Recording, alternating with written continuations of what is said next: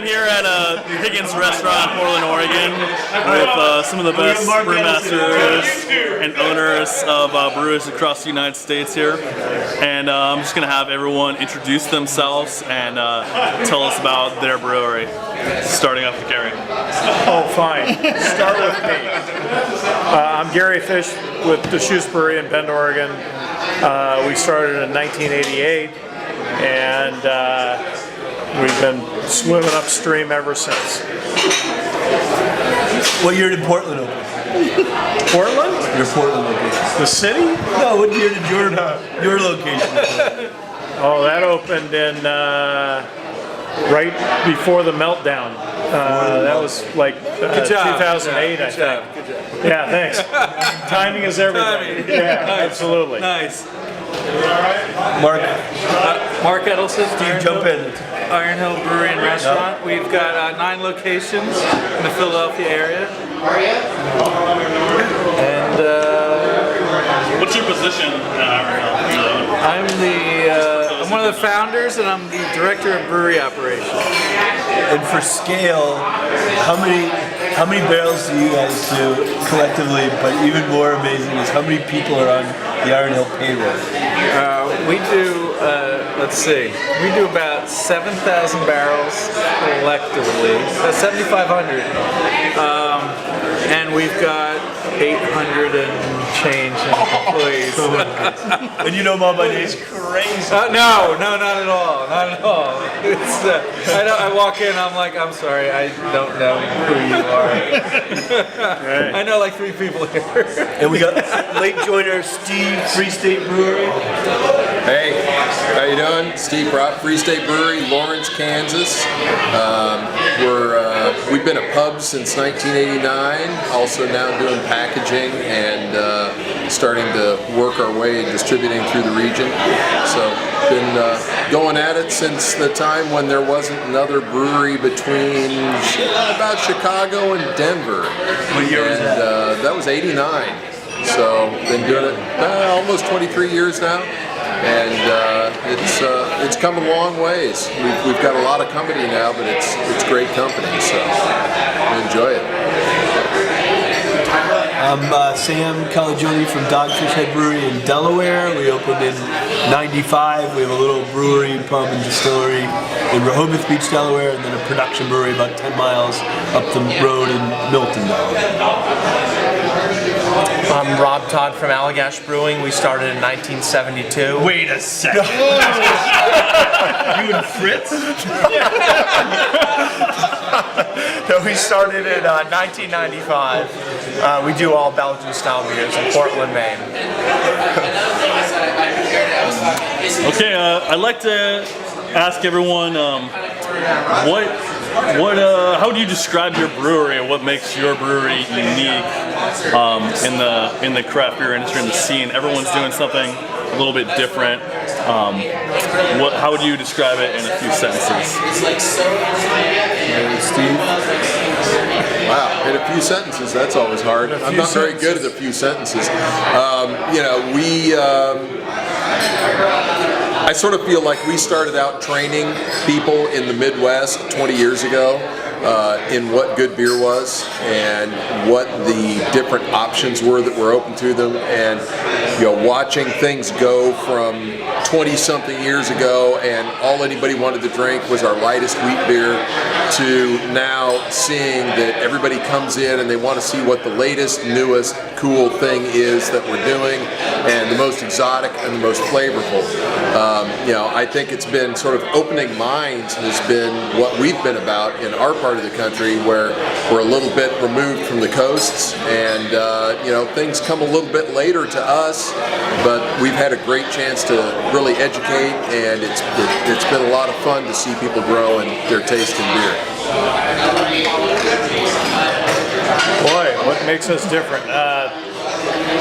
I think at Deschutes Brewery we've been focused on authenticity, not just in the way we make beer, but the way we communicate about the way we make beer. We are perhaps the second largest brewery in the country to use predominantly all whole hops. We have always focused on English style ales, but have branched out because we're interested in exploring what ales have always been and what ales could always be. And I think that's perhaps where we spend lion's share of our energy. What makes us well, we're a pub, so we get to have a lot more fun with small batches than everybody else does. We get to try a lot of different things. We do focus on quality. We've won medals at the GABF for 15 straight years. And that's something we're very proud of. 50 straight years. We've never had a loser year, so hopefully I'm not jinxing us this year.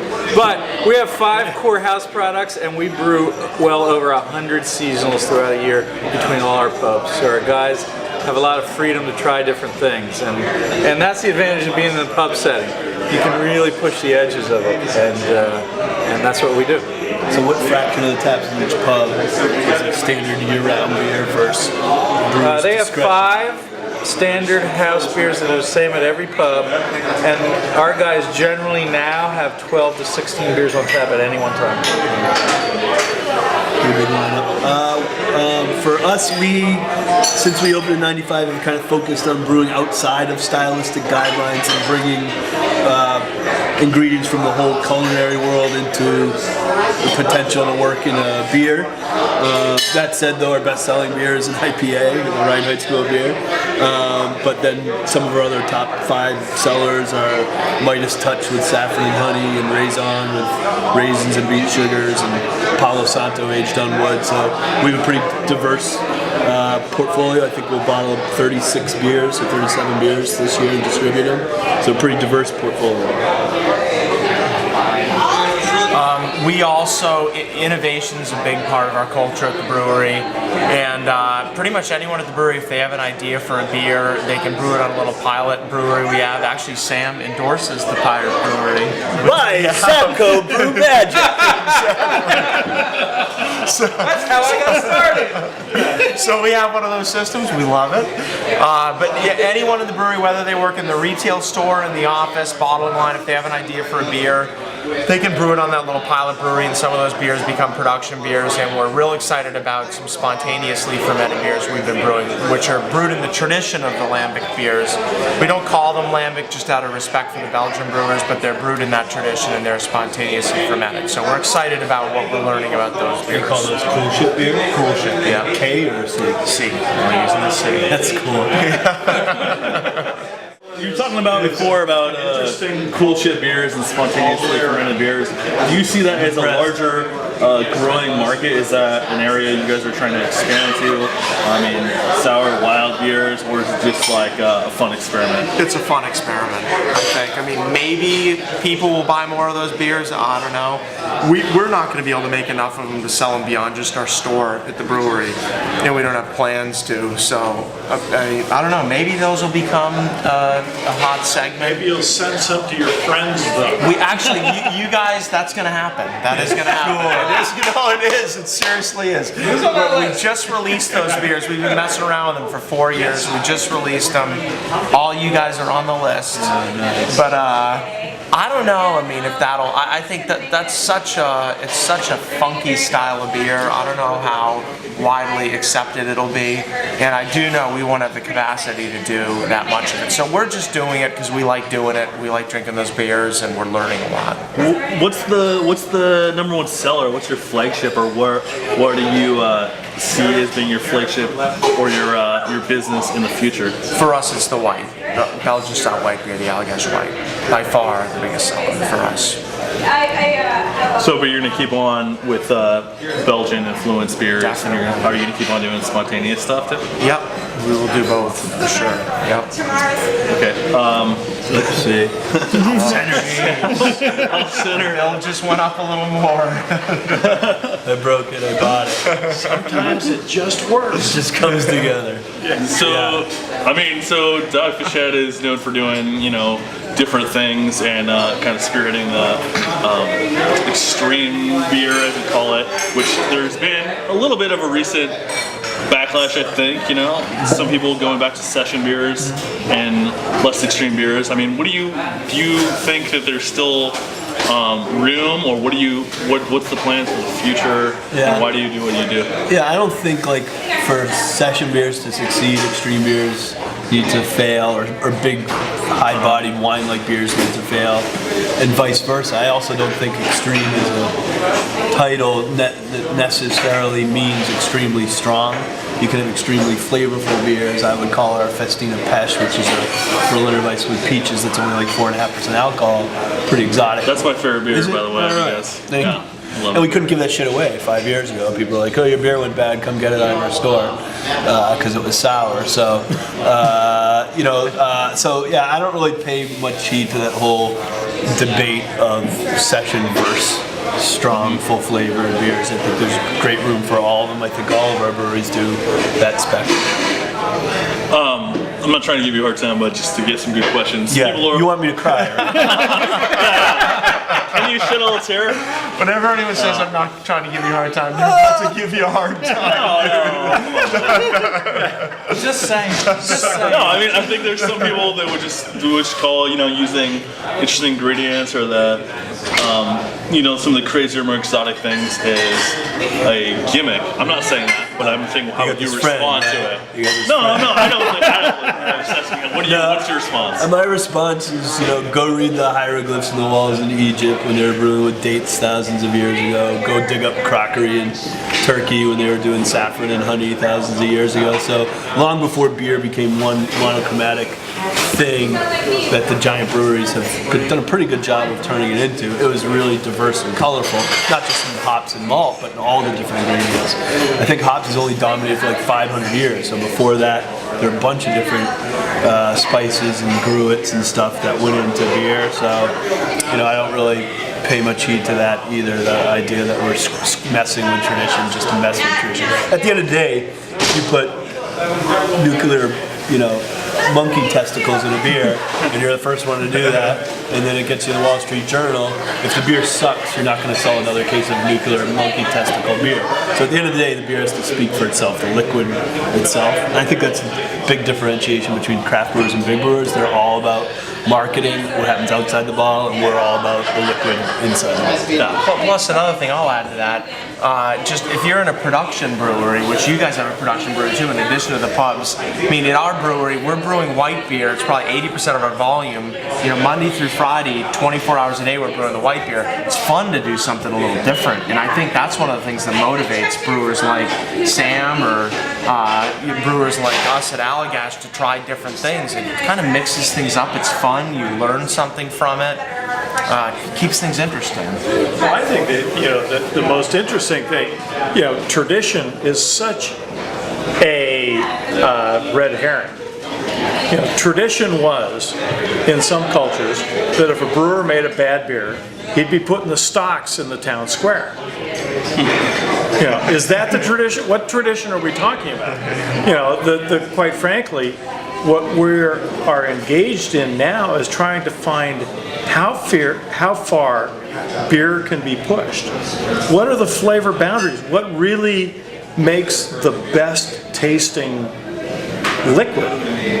Period. Call it what you want. Call it beer, call it wine, call it mead, call it braggot, call it cider.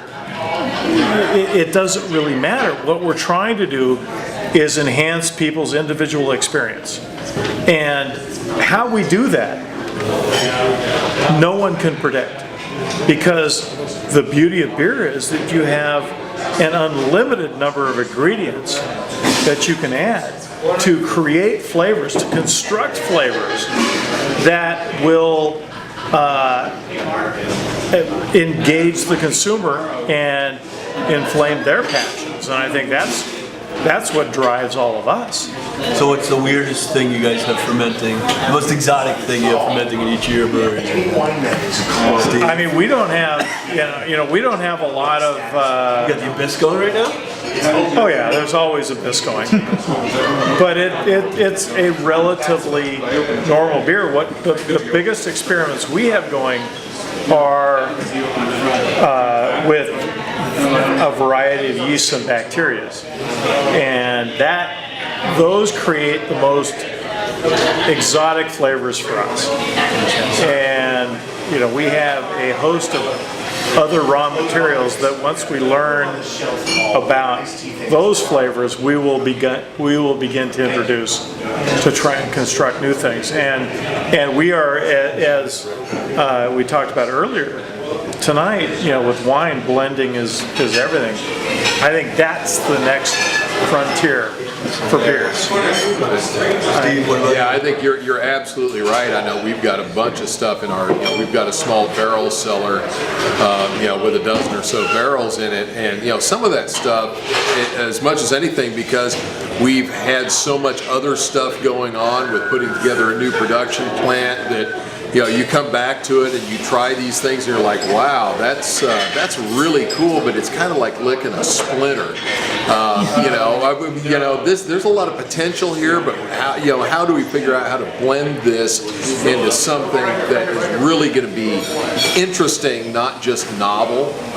Because there are things that are novel that people will come in, they'll try, they'll go, oh, well, that was really cool. That is the single oakiest splinter of beer that I have ever drunk in my life. They don't mention that they never want to drink it again, but there's a lot to be done and a lot to be learned from the winemakers on that. You take those things and you've got a real essence almost distilled down in this stuff that you can then creatively blend off with other things that sometimes go in directions you never would have imagined. And you end up with something that's a really fabulous, totally new beer when you're done with it at the end of the day. Mine's right now thinking about inborn ales in our fermenters right now, which is made with maple syrup, peat smoked barley, vanilla beans, and juniper berries. And I think we've been doing it since '96. I'm going to duck out. He's going to tell you what's weird in his booth. Yeah. Thanks, Sam. Thank you guys. Thanks, man. I'll wait for you. Let's see what I'm excited about. We have a guy one of our brewers who's phenomenal. Bob. Big Bob. Big Bob's won half of our medals. He's got going he's got a port barrel, he's got a sherry barrel, he's got two ports. He's got a tawny and, give me the other port. Ruby. He's got a ruby and a tawny port barrel. The same beer in a sherry barrel, in a bourbon barrel, in a wine barrel, and in a rum barrel.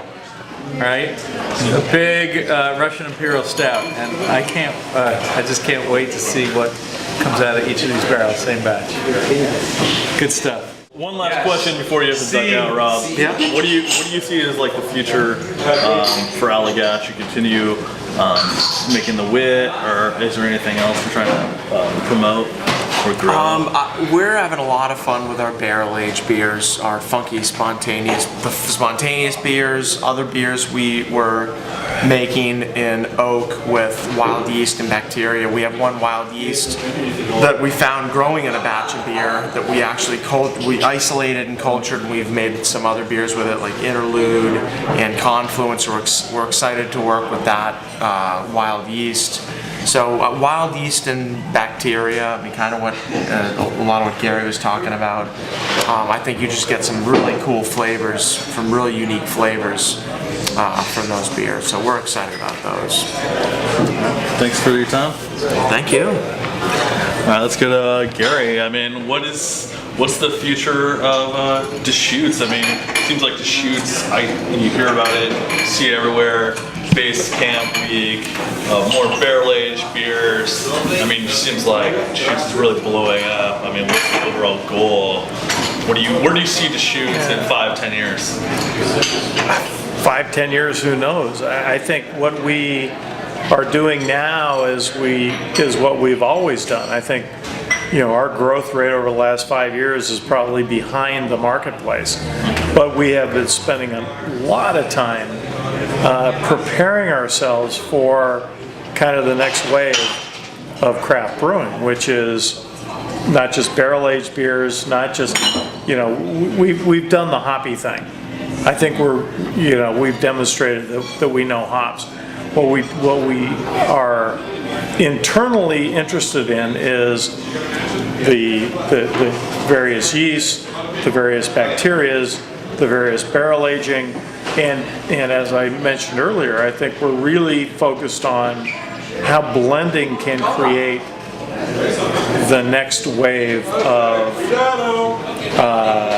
kind of adult beverage. I think personally we can create a Burgundy to rival the best of anything France has come up with without using a single grape. I mean, I think that's the future. So one thing I think about when I hear a lot of these beers that are becoming more wise, more premium things, which I think is great that they can compete with that. But sometimes I wonder, is that good, or do we want to keep beer as still an approachable drink, or do you want it to be a wine or a premium spirit? I mean, what do you think about that? I think beer will always be what it is. I think that the craft beer is still a niche industry, and I think McDonald's didn't revolutionize anything about hamburgers, and yet they sell more hamburgers than anybody in the world. And there are some pretty darn good hamburgers being made out there. I think that we don't risk changing what people think about beer. Beer as it exists today, and whether it's Budweiser, Miller, Coors, doesn't matter, will always appeal to a large segment of the population. What we're trying to do is really find out how far beer can go. What can we create that people haven't experienced yet? And that's really the important thing for us personally, as individuals within our company. We're interested in finding out what's possible. We don't know where that question will lead us, but we know that question drives us. And I think that's the important thing. Your business is mostly brew pubs, correct? So, I mean, how do you think your business model is different, or is it different, or are you trying to do something different? Well, as a business model, we're different because we're in the restaurant business. Yeah. But at the same time, we're using our differentiator is our craft side, our craft beer side. That as we compete in the restaurant business, I mean, there it is. It's right there. It's made there, and we utilize being a successful restaurant because we are a restaurant. That's our number one focus, is to be a successful restaurant. But we use the bringing people in the restaurant to introduce them into craft. We don't carry any other products other than our own. We don't carry national brands. As a guest tap, we will carry other craft brands. Just to do events, actually, mostly focused. We brew a light beer because 48% of Americans drink a low-calorie beer. So, as a restaurant, it would be crazy to think that people come in and are magically going to say, I want to drink a craft beer. So we want to brew the beer that they want to drink. And so we create a lot of diversity with that. But our evil plan is to step them up to the next level, right? Everybody's got to have some evil. You can have a craft beer. You just had a craft brewed light beer, right? So then we work their way into that. And it's not our largest selling brand. We sell a lot of light beer, but we sell more of a Vienna style lager is actually our biggest selling beer, which is that next step up. And so we work our way towards, and the majority of beer we sell is our seasonal beers. So as a whole category, the flavorful beers, better beer, as Jim Cook once said it. Yeah, we sell mostly better beer. And that's what it's about, is moving people in that direction. You know, is education and starting to move the dial a little bit. And so through the food side of it, again, because what we're going to do is continue to strive to be the best restaurant we can be, and how we beat other restaurants is we've got that craft beer element that they don't even have. They don't have a brewery. And even if they carry craft beers, we can always say, well, ours are made right here, and here it is, and they're very unique, and that's how we compete in our markets and introduce more people to craft. The most craft-centric strip clubs. I've heard that. Oh, yes, absolutely. I can attest. I suggest going to Sassy's. I cannot, but I'm glad you I can. can attest to this. Sassy's is a good place to go. Yeah. Of the places that we have had our conference, most craft-centric strip clubs are right here. Yes. True. Absolutely. I did a ride with here when we first opened up this market. One of the first places we hit was a strip club. How do you define And I sold a case of you cork following this? finished Grand Cru. Yes. This is like 8 years ago. Cork finished. How much money were you out? And I got a lap dance. All right. Are you filling? Most important question. What is your favorite strip club in Portland? I don't remember the name of it. I don't remember the name of it. Strip club. I think what made it unique was that they bought a case of cork finished Grand Cru. I mean, what strip clubs carry cork finished bottles of beer that they sell for $25 a bottle? Portland strip club. Portland strip clubs, exactly.